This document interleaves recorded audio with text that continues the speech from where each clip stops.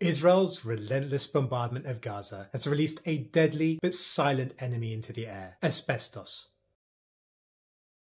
The mineral, which is infused throughout much of Gaza's infrastructure, poses little risk to humans when undisturbed, but is highly carcinogenic when dispersed and released into the atmosphere. By reducing much of Gaza to rubble, Israel's bombing has caused vast amounts of it to be broken into tiny particles which hang in the air and can be breathed in. All of that rubble has to be littered with asbestos. And, it makes me very anxious for the survivors. According to United Nations estimates, around 800,000 tons of debris across Gaza may be contaminated with asbestos. This will result in cases of cancer that experts say are likely to be reported for decades to come. No safe type of asbestos, no safe level of exposure. And there are 5 health problems that are caused by exposure to asbestos. The first 2 are benign and usually found coincidentally, don't have any signs or symptoms usually. The third one is asbestosis.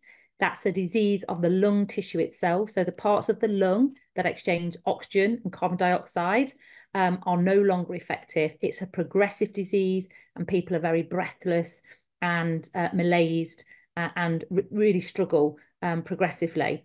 The final 2 of the 5 are malignant. They are cancers. The big daddy of them all is mesothelioma. And there is, again, very low levels of exposure to asbestos can cause mesothelioma.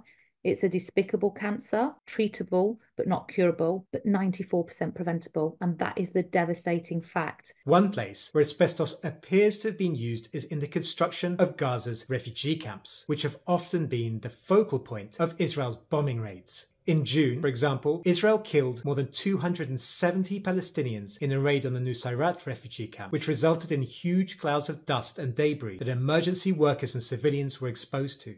The UN's Environment Programme told Al Jazeera that asbestos was observed in the older buildings and temporary sheds and extensions found in refugee camps in the Gaza Strip. In 2009, the same agency said it found one of the most dangerous types of asbestos, blue asbestos, in the same damaged buildings and sheds in the refugee camps of Gaza, as well as in sewage pipes, treatment stations, and livestock facilities. Widely restricted in new construction, asbestos remains encased in older buildings worldwide. In 2016, UN experts found that exposure to asbestos was responsible for more than 70% of all deaths from work-related cancers. Experts say if asbestos is disturbed and becomes airborne, you have to remove yourself from the area as fast as you can. But this is simply not possible for the more than 2 million Palestinians continuously displaced, but ultimately trapped by Israel's war.